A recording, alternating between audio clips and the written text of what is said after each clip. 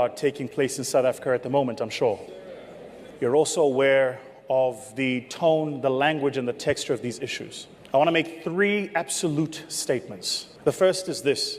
Contrary to what you're seeing on the media, South Africans are not xenophobic. Contrary to what you're seeing in the media.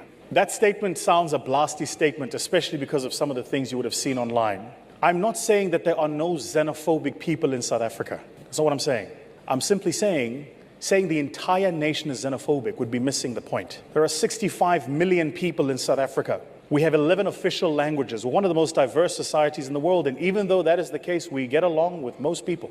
If you go and look at the largest companies in South Africa and the CEOs or boards of those companies, you will find that the CEOs or boards or C-suite executives are many people from the rest of Africa. I felt that it was important for me to say that. The second point I want to make is this. I think that there is an agenda to turn us against each other.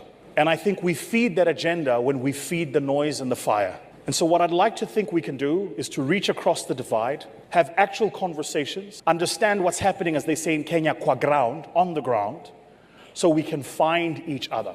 And then the third point I want to make is this. I was in Ghana last week. I went to the Kwame Nkrumah Museum. While I was in the Kwame Nkrumah Museum, I learned that Kwame Nkrumah, the man who is arguably the liberator of Africa, the first liberated nation in the continent of Africa was Ghana, 1957. And the man who liberated that nation was removed from power through a coup by his own people. Then I started reading about the history of your own nations, and I learned that you've had several of your own coups. And then I looked at what happened in the Congo, and I realized that Patrice Lumumba was removed by his own people. And I say all of that just to make this simple point. We as a people have to do better, man. Us as a people dragging each other as a people, fighting each other as a people, swearing at each other as a people, calling each other names as a people, it has to stop at some point. And I genuinely hope that we can use the church as a platform to bring Africans together, because we're different until we start worshiping under the same Christ. And so my hope for every single person in this room, my hope for every single one of you, is that you'd find the courage to be the light, just as you and I were instructed to be.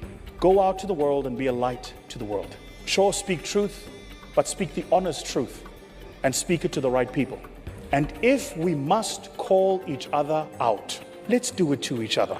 Let's avoid the theater of the rest of the world watching us saying, you see these people again, they can't get along. That's why I'm so passionate about the work that my brother Pastor Poju does with the platform. That's why I said to you some years ago, the platform has to be the platform Africa, and you executed on that. And I think it's important that we allow men like Pastor Poju to do the work that they do so that the rest of us can meet in spaces like this